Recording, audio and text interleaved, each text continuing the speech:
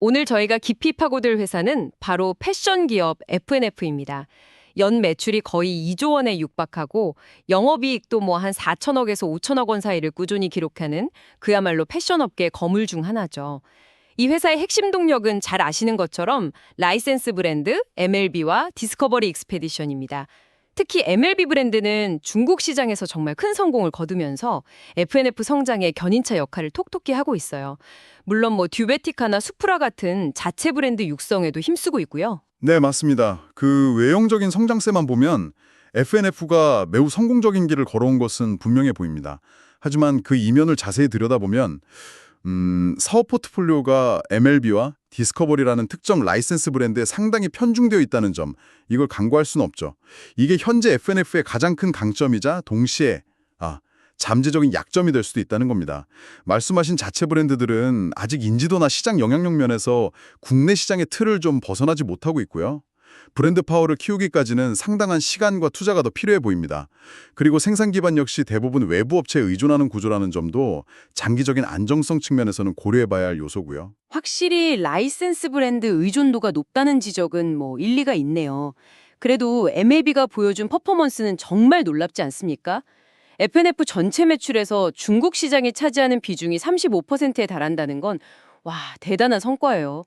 올해 2025년 성장률만 봐도 1분기에 8%, 2분기는 무려 10%나 성장했어요.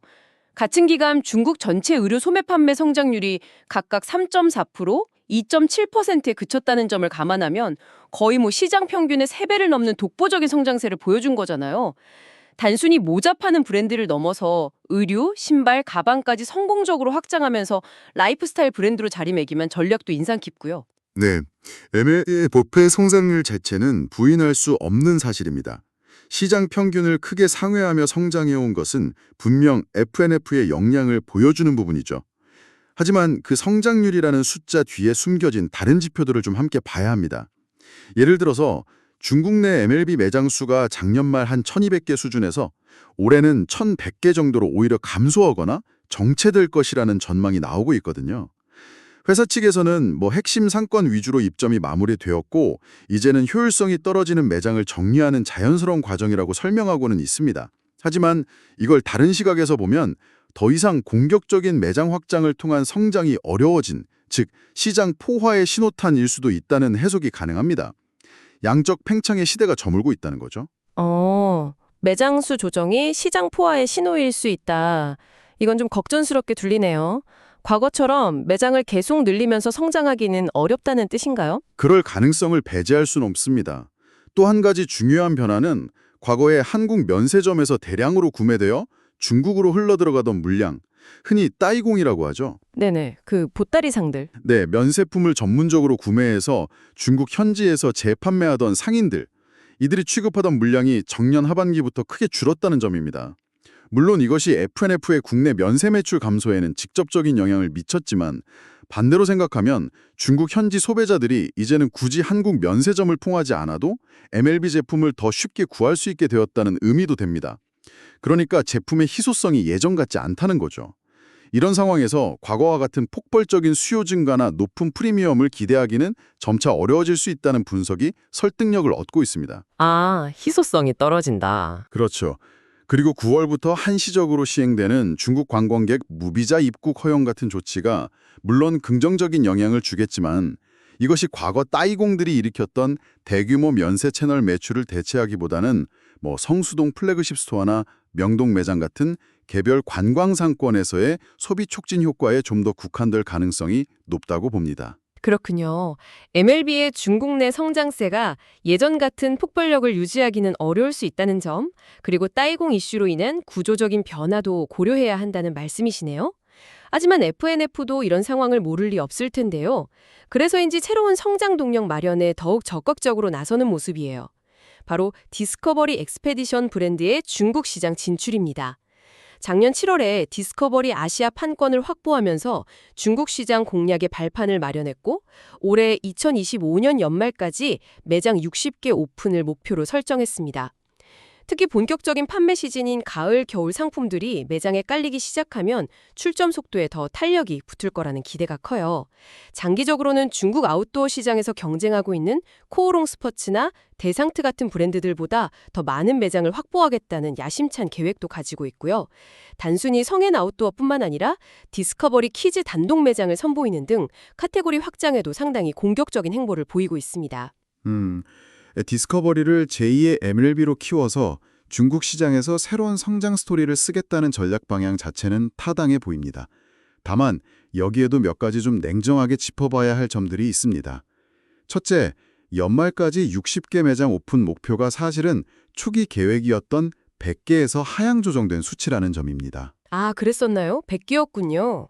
네, 물론 사업을 구체화하는 과정에서 현실적인 판단을 내렸다고 볼 수도 있겠지만 목표치를 낮췄다는 사실 자체가 초기 기대에는 다소 못 미치는 상황임을 시사하죠.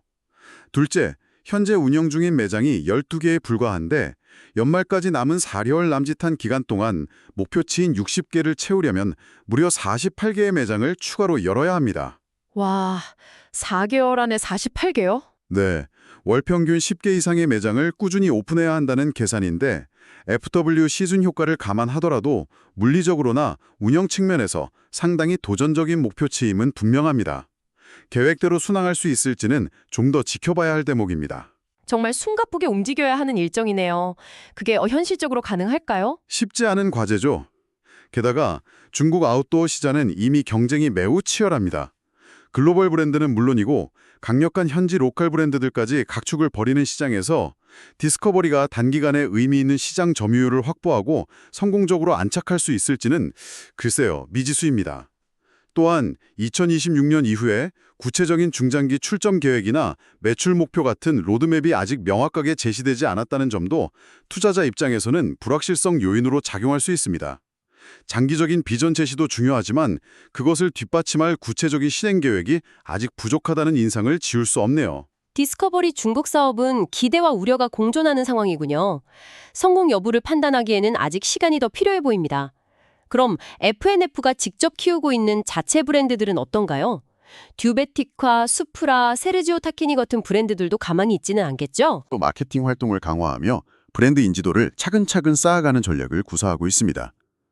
아직은 유의미한 매출 기여를 기대하기보다는 브랜드의 기초 체력을 다지는 단계라고 보는 것이 더 정확할 것 같습니다. 국내 시장 이야기가 나와서 말인데 하반기에는 정부의 경기 부양책 시행에 대한 기대감도 좀 있지 않나요? 올해 상반기 내수 경기가 워낙 안 좋았으니까 하반기에는 좀 반등할 여지가 있지 않을까요? 사실 연초 FNF가 국내 실적 전망을 다소 보수적으로 잡았음에도 불구하고 실제 2025년 상반기 국내 소비 경기는 그 예상치를 밑돌 정도로 부진했습니다. 아, 예상보다 더 안 좋았군요. 네. 따라서 하반기에 정부의 경기 부양책 효과로 소비 심리가 다소 개선될 것이라는 기대감은 존재합니다. 하지만 이것이 상반기에 깊었던 부진을 완전히 상쇄하고 의미 있는 실적 반등으로 이어질 수 있을지는 장담하기 어렵습니다. 특히 고물가 고금리 상황이 지속되는 한 소비 여력 회복에는 한계가 있을 수밖에 없고요. 자체 브랜드들이 국내 시장에서 눈에 띄는 성과를 내기까지는 좀 더 인내심을 가지고 지켜볼 필요가 있어 보입니다. 네, 기존 사업의 성장과 안정화 노력 외에도 FNF가 완전히 새로운 성장 동력을 모색하고 있다는 점도 주목해야 할 것 같아요. 바로 글로벌 골프 브랜드인 테일러메이드 인수 검토 소식인데요. 현재 사모펀드인 센트로이드 PE가 테일러메이드 매각을 추진 중인데 FNF가 여기에 우선 매수권을 가지고 있어서 협상에서 상당히 유리한 고지를 점하고 있다는 분석이 나오더라고요. 만약 FNF가 생각하는 적정 가격의 인수가 성사된다면 패션 사업을 넘어서 스포츠 용품 분야로까지 사업 영역을 확장하며 또 한 번의 퀀텀 점프를 이룰 수 있는 기회가 되지 않을까요? 우선 매수권, right of first refusal, 이걸 보유하고 있다는 사실 자체는 분명 FNF에게 유리한 조건입니다.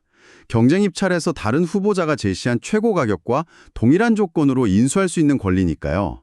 하지만 이게 곧 인수를 보장하는 것은 절대 아닙니다. 아, 그런가요? 네, FNF는 현재 진행 중인 예비 입찰 이후 약 한두 달간의 정밀 실사, due diligence 기간을 통해 테일러메이드의 재무 상태, 사업성 등을 면밀히 검토할 겁니다.